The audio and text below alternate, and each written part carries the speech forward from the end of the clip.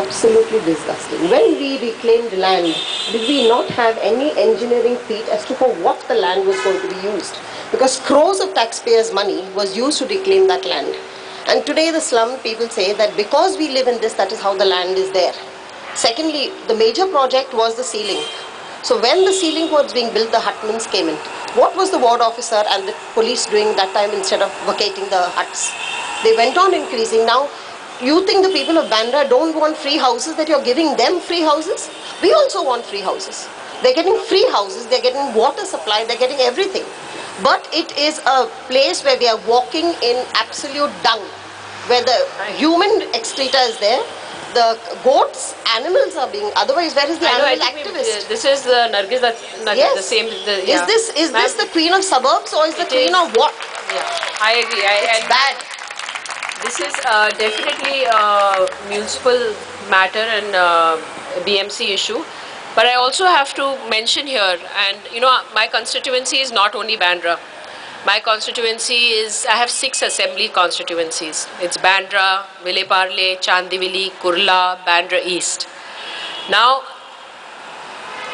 you on one side, and it's a very diverse constituency, on one side I have all of us living here, you know, in buildings, in homes, and on one side I have the slums, which, yes, is an ugly sight. It's a terrible place to go to. But no, ma'am, I'm not talking about what you're saying. I'm talking about myself and what I have to deal with. I am a member of parliament, not just for you. I'm a member of parliament for everybody living in this constituency. And I'm not talking about a particular slum. I'm talking about my constituency in general. I have to strike a balance between both. There is a law in place which has given protection to slums who are residing there up to a certain time. There have been slums in maybe they're encroachments, maybe they're whatever, but who have been there for more than 40 years.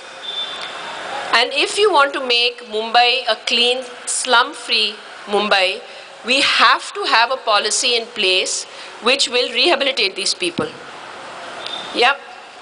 Happy to rehabilitate them in the same place since they're outsiders to the place outside? No, ma'am, how can, my point is a person. I'm not talking again of this particular slum. The government land should be used for people. Everything is government land, unfortunately. So we are looking at rehabilitation. See, I am seeing this every single day. I'm going into the slums every single day. It could be Chandivali, it could be Kurla. I have to deal with those civic issues as well.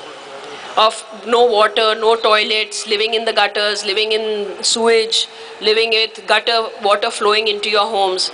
Now these are things we can't even imagine because we all have toilets in our own homes. But I'm sorry, I can't disconnect myself from that either. I cannot. So I need to bring about that balance. I need to bring about a synergy in that.